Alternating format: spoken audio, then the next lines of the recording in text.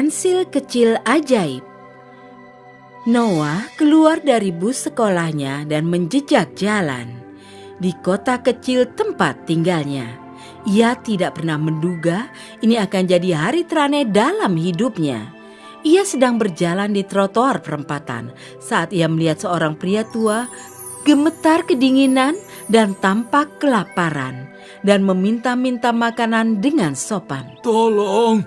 Tolong aku, sudah 2 hari belum makan. Bisa sisihkan sesuatu untuk ku makan? Noah merasa kasihan pada Pak Tua itu.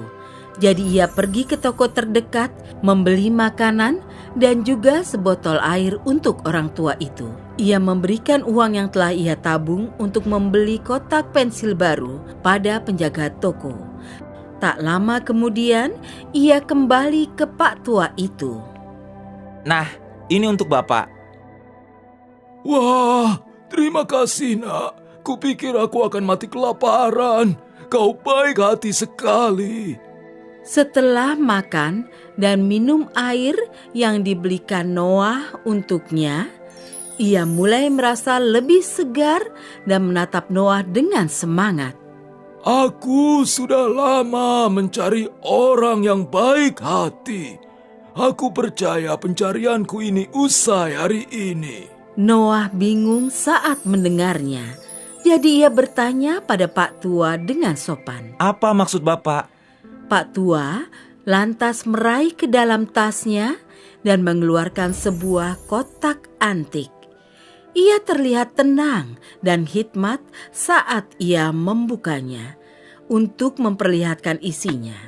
Di dalamnya ada sebatang pensil yang amat tua yang berpendar bagai bintang kecil. Noah terpukau oleh itu. Tiba-tiba Pak Tua cepat-cepat menutup kotak karatan itu dan menyerahkannya pada Noah sambil berkata, Noah, ya, aku tahu namamu karena aku seorang penyihir. Aku sudah lama berkelana mencari anak laki-laki seperti dirimu yang bersedia mengesampingkan keinginannya sendiri untuk menolong orang lain. Kini kau dapat membantu orang lain dengan pensil ajaib ini. Gambar saja apapun yang kau inginkan dan itu akan muncul di hadapanmu seketika. Oh, wow! Terima kasih Pak Penyihir. Kini aku dapat menolong orang-orang yang membutuhkannya kapanpun aku mau. Ini hebat. Terima kasih banyak. Ingat saja 2 hal ini. Jangan beritahukan rahasia ini pada siapapun. Kalau tidak, mereka mungkin akan merampas itu. Dan yang kedua, kalau kau butuh aku, kau tinggal menggambar diriku. Dan aku akan hadir dalam sekejap. Jangan khawatir, aku akan ingat pesan Bapak. Tiba-tiba dalam sekejap mata si penyihir menghilang dan Noah dengan semangat melanjutkan perjalanan pulang. Noah tak sabar lagi ingin mencoba pensil ajaibnya. Jadi ia menggambar kue dan kue itu muncul seketika di depannya di atas piring perak. Keesokan harinya ia mulai menolong setiap orang yang dilihatnya yang membutuhkan sesuatu. Ia sedang berjalan saat ia melihat petugas bel yang kelelahan dari hotel. Mencoba tapi gagal mengangkut koper berbentuk aneh dan amat berat. Jadi untuk menolong si pria muda itu, Noah menggambar sebuah kereta bagasi untuknya untuk meringankan beban beratnya itu. Lalu ia melihat seorang gadis kecil yang bertelanjang kaki dan tak seorang pun peduli. Tapi Noah iya, dan ia menggambar sekeranjang makanan, juga sandal yang nyaman untuknya. Lalu ia melihat sekelompok gelandangan menggigil di jalanan yang keras dan dingin. Jadi ia menggambar rumah-rumah kecil tapi indah untuk mereka tinggali. Begitulah cara Noah menolong orang-orang di sekitarnya. Suatu hari, saat ia menolong seorang pria miskin, si wali kota yang egois dan serakah melihat anak yang baik hati dan suka menolong itu. Si wali kota juga melihat cara Noah memunculkan semua benda-benda itu dengan pensil sederhana tapi ajaib.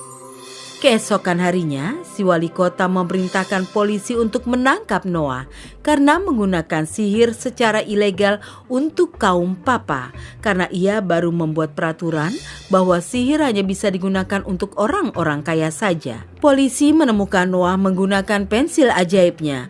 Disaksikan semua orang, dia membantu orang-orang yang kurang beruntung. Mereka menangkap Noah di tempat dan menggiringnya ke hadapan wali kota yang berkata, Noah, kulihat kau menolong orang-orang sakit, kelaparan, gelandangan, dan miskin. Kini kau harus menolongku. Gambar untukku yang kuinginkan. Pohon yang menghasilkan buah-buah dari emas murni. Pak, dengan segala hormat, saya hanya menolong orang-orang miskin dan berkebutuhan. Dan Bapak tidak miskin ataupun berkebutuhan. Itu bukan permintaan, Noah. Aku memerintahkanmu untuk melakukannya. Maaf, Pak Wali Kota, tapi saya tidak bisa melakukan ini. Kalau begitu, bersiaplah untuk dihukum berat. Si wali kota lantas menyuruh para pembantunya merebut pensil ajaib dari Noah. Seorang polisi berhasil merebutnya dan memberikannya pada wali kota. Kini wali kota mulai menggambar pohon berbuah emas. Itu gambar yang bagus, berwarna-warni dan detil. Tapi sihir pensil itu tidak berfungsi. Ia lalu menyerahkan kotak pensil itu pada si polisi yang juga mencoba, tapi gagal pula untuk mewujudkan apa yang telah dia gambar di atas kertas yang baru. Si polisi berkomentar pada wali kota. Saya rasa pensil ini tidak mau menuruti perintah kita, Pak. Dia hanya mengenali tangan Noah. Jadi, hanya anak itu yang bisa memenuhi keinginan Anda, Pak Wali Kota. Si wali kota serakah murka. Noah, aku minta untuk terakhir kalinya. Apa kau akan menggambar pohon berbuah emas untukku atau tidak? Pilih kata-katamu dengan bijak, atau itu akan jadi kata terakhirmu. Noah anak yang pemberani. Tapi di titik ini, ia hanya ingin mengakhiri kekacauan ini. Jadi ia bilang ia akan menggambar sesuatu dan si wali kota menyerahkan pensil ajaib itu padanya. Noah lantas menggambar seorang pria tua. Seketika itu, si penyihir yang telah memberi anak cerdik dan baik hati itu pensil ajaib datang menolong Noah. Begitu ia muncul, Pak Tua mengubah polisi-polisi itu menjadi kucing dan berkata, Jangan coba-coba menyalahgunakan sihir pensil ini demi kepentingan serakamu, Wali Kota. Kalau tidak, kau akan jadi yang berikutnya menjilat ekor sendiri. Si wali kota amat ketakutan dan gemetar.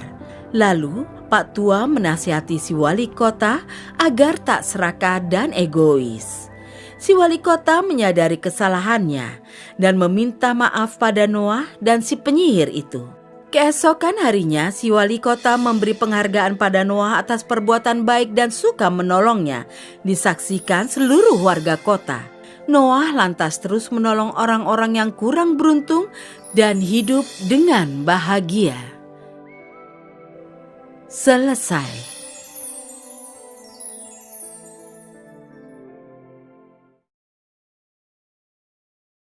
Jika Anda menyukai cerita ini, tekan suka dan langganan channel kami. Tekan tombol like on untuk mendapat informasi terbaru dan jangan lupa untuk berkomentar.